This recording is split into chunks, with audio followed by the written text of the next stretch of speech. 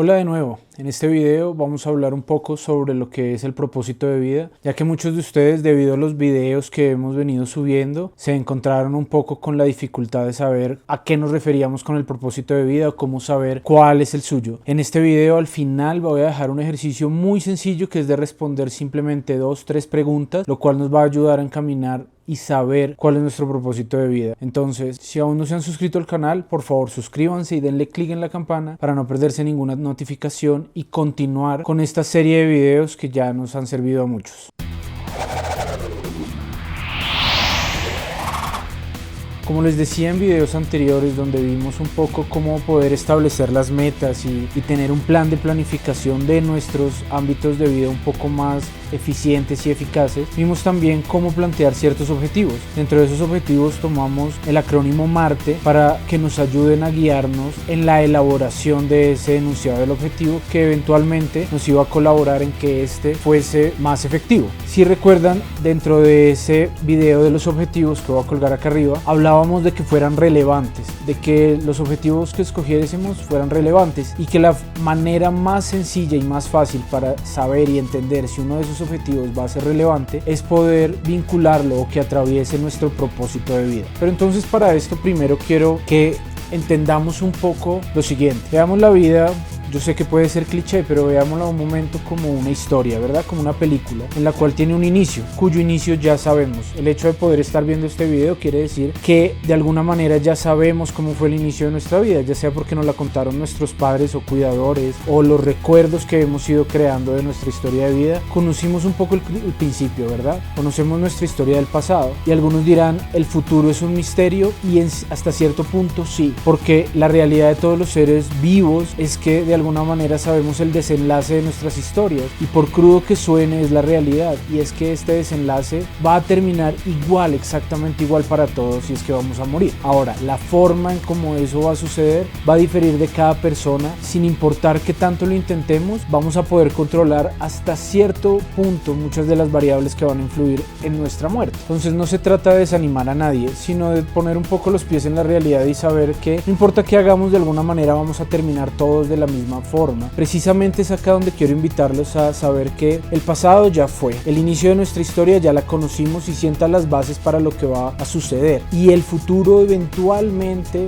vamos ya a saber el final. Lo que sí podemos controlar es el medio, el nudo de esta historia. Entonces empecemos a pensar algo que pueda ser extremadamente valioso, interesante y sobre todo trascendental, porque si bien ese final probablemente en la memoria de aquellos que queden en nuestra historia puede llegar a trascender, o cosas que hagamos que vayan de acuerdo a nuestro propósito de vida pueden ayudarnos a trascender todo este tipo de cosas. Dentro de este pequeño proceso de autodescubrimiento quiero invitarlos a que se piense más en el proceso más allá que en la finalidad. El propósito de vida esté enmarcado en el hecho de algo constante, de un camino, del atravesar y caminar un camino más que de llegar a una meta. Pongo el ejemplo de la felicidad. Muchas personas ven la felicidad como un destino, el poder hacer algo para eventualmente poder ser felices. Pensémoslo de la siguiente manera: muchos a veces planteamos ciertas metas u objetivos para que cuando los alcancemos logremos ese estado de felicidad, y les voy a explicar por qué esto es un error. Si por ejemplo uno de mis objetivos es lograr tener suficiente cantidad de dinero para poder comenzar a vivir cierto estilo de vida, o empezar a ser feliz, o empezar a tener tiempo para poder compartir con mi familia, o poder empezar a tener detalles con otras personas, yo cuando tenga suficiente dinero voy a empezar a donarle a los pobres, voy a empezar a cambiar el mundo, voy a empezar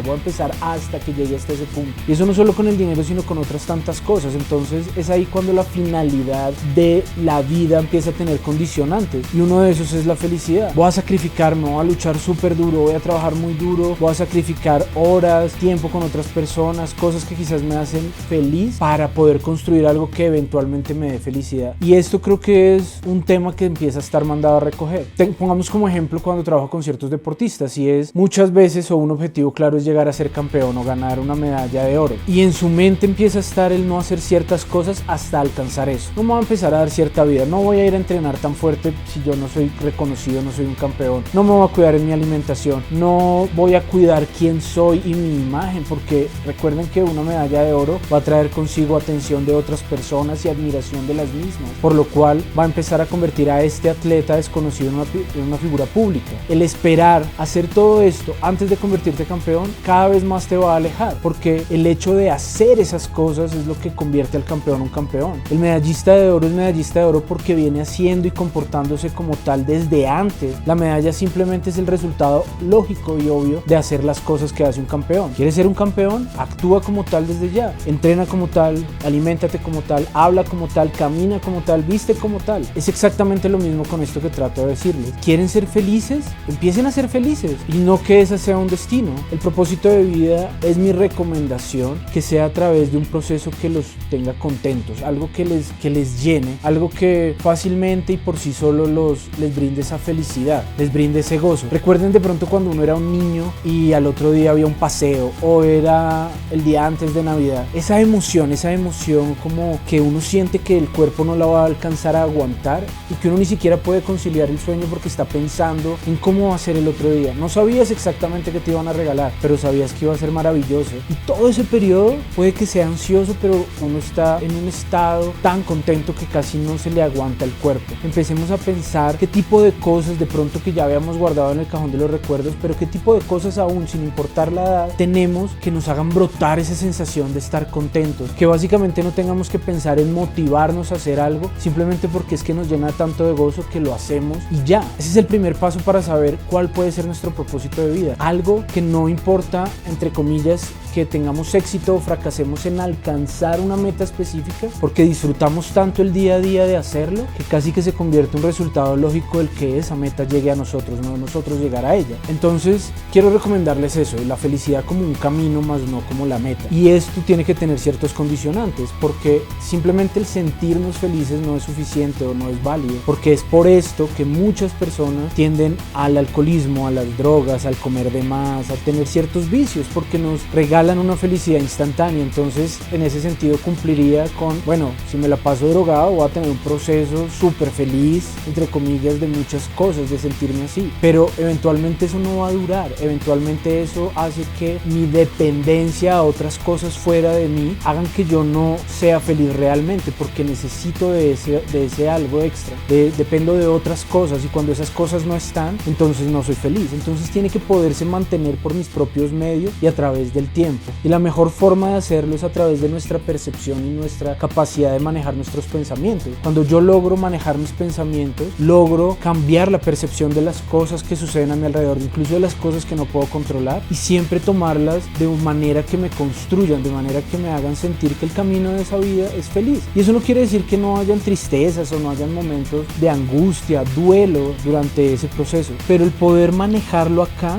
va a hacer que mi visión sea distinta, por ejemplo, de una tragedia, y entender que hace parte de la vida y poder vivir en el presente día a día y saber que hasta eso hace parte de la vida, y que no importa si perdí un ser querido, porque adivinen qué, yo voy a terminar igual, yo voy a terminar en esa misma historia, y quizás a través de mi recuerdo y mi pensamiento y mi obrar, esa persona sí se mantenga viva, puede que sea en mi recuerdo y no en la carne. En fin, entonces eso es, en términos de los procesos de felicidad y poder ir caminando ese camino de vida feliz, no puedo ni lastimarme a mí ni lastimar a otros, tiene que ser totalmente dependiente de mí. Y si quizás quieren ver algo más en términos de una meta, pensemos en satisfacción. Yo puedo ser feliz con un auto, con una bicicleta, con lo que sea que me transporte, pero quizás no estoy satisfecho con eso que tengo. Voy a ser súper feliz, voy a ser muy feliz con mi bicicleta hasta quizás encuentre la motocicleta, el carro, la camioneta que yo quiero llegar a alcanzar. Entonces eso me va a mantener en movimiento, no va a permitir que me quede en una zona de confort, pero que viva feliz en cada momento, esté cómodo o esté incómodo. Entonces, teniendo esto en cuenta, lo primero va a ser que piensen o que entendamos que el pensar y el sentir están siempre unidos. De acuerdo a veces a lo que pienso, como interpreto ciertas cosas, me siento de esa manera. O hay momentos en los que me siento de alguna manera y eso me hace ponerme a pensar en algo que apoye la manera en cómo me estoy sintiendo. Entonces, comencemos a descubrir o redescubrir qué tipo de cosas nos hacían sentir bien desde que éramos niños o ya de adultos. Recuerde el ejemplo que le dije de Navidad, y de ahí eso le va a empezar a dar ideas